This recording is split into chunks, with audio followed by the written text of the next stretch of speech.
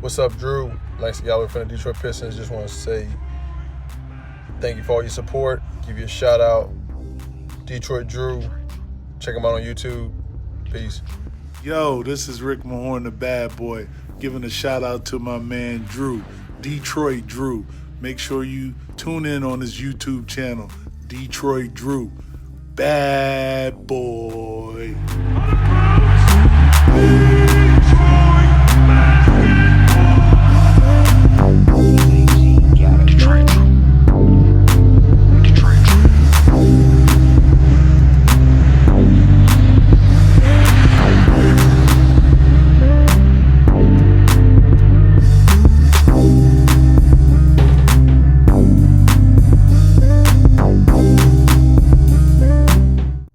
Peeps, how's it going, man? Just a couple key dates for you guys. Just in a couple of weeks, we'll be live on my channel for the NBA draft, finding out which players are going to go where, what the Detroit Pistons will do if they trade up, trade down, keep the 7th overall pick, and draft somebody there. We got free agency coming up pretty soon as well, so there'll be a lot more news and potential rumors for the Pistons. But for right now, here's the little article headliner. You guys can go check it out. That the Pistons fully expect Blake Griffin to be available at the start of the season. Now, a lot of you guys should be like, well, duh, he's had almost the entire year off. That is huge for him, but I just don't know what was physically done wrong with that knee after the meniscus. I just don't know if it ever recovered right or anything like that, because he wasn't right last year when he came back, and you could tell that it wasn't the same Blake Griffin. And I really don't want him to have any structural damage there, because that's a very serious injury, and any more knee injuries like that, severe knee injuries, Blake could be done. So it's very, very serious. So I want the Pistons to be cautious with this, because we've seen them try to rush him back. And if Blake misses any significant amount of time, more than 20 games, we will not be a playoff team. That's how impactful Blake Griffin is. So if he is healthy, watch out, because Blake Griffin, I have said this several times, is a top 3 power forward in the league. He's an all-star. He's an all-NBA player when healthy. And being on a team like the Pistons, where he's going to be the number 1 option, he's going to put up big-time, big boy numbers. So this is very huge for the Detroit Pistons to have a player like this available game number 1. We've been off almost 200-some days. I think they said it's pushing 270 since the last time we've seen the Pistons play. Holy hell, that's a long time. So Blake should be pretty much ready to go. He hasn't been in any of the training camps or anything like that. He's been working out. He's been in the gym in his own time. So I'm going to expect him to have a little bit of rust, since he hasn't really played in a year. He missed a big portion of time before the league shut down. So he has been out for over a year for the most part. I do expect him to be a little bit rusty. I don't expect him to start playing a whole lot of minutes right away.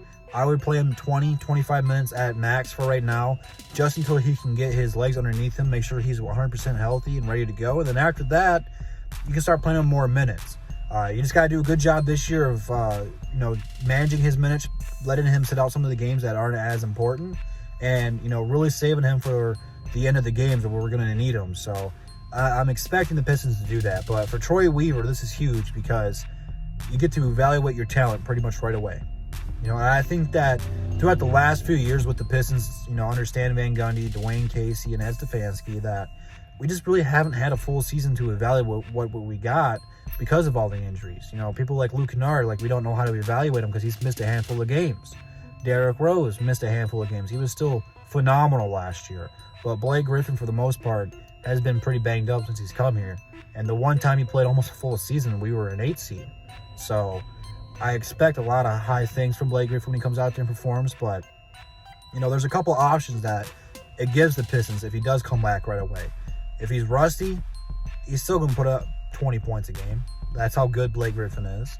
But if he goes up above that, come trade deadline, depending where you're at, say you're not winning enough games and it's going to be time to move on. If he's playing at a high level, come trade deadline, more teams are going to be willing to take him if he's back and healthy. Teams don't want to trade for a player that's going to be banged up in that much money. But if he's healthy, some borderline playoff team, similar to the Detroit Pistons, will be interested in maybe like the Atlanta Hawks could be interested in him. Get a couple draft picks maybe. I don't know what the trade would be, but you get some value back in return for him. You get some salary off your books and go into free agency looking to spend it if you're not competing for the playoffs. But if you are and he's playing healthy, who knows? You could be a 6th seed, 5th seed. That would be kind of like the ceiling for this team. I think right now with what the East is structured, even with the healthy Blake, we'll be fighting for the 8th or 7th spot, to be honest with you. The East is going to be really tough next year. We got a lot of teams getting some healthy players, some healthy all-star, superstar players. John Wall and KD, Kyrie, all coming back this year. All should be healthy. So the East is going to get really tough this year. So this gives us a couple options to deal with, and just a couple of storylines to go into the season with of what the hell we're going to do with them. So it's going to be exciting. It's good that he's healthy. I'm so looking forward to it because Blake's one of my favorite players to watch. Even when he wasn't on the Pistons, I always watched the Clippers because I wanted to see him posterize somebody. But now that he's here on Detroit, I love what he brings to the table. He's just a different breed, and the Pistons need a player like that so bad. Our season's pretty much going to be hanging in the balance on how available he is and how healthy he is. If he's good, like I said, we'll be a playoff team. If not, it'll probably be a tank for Bates kind of a year. So that's just kind of where we're at right now.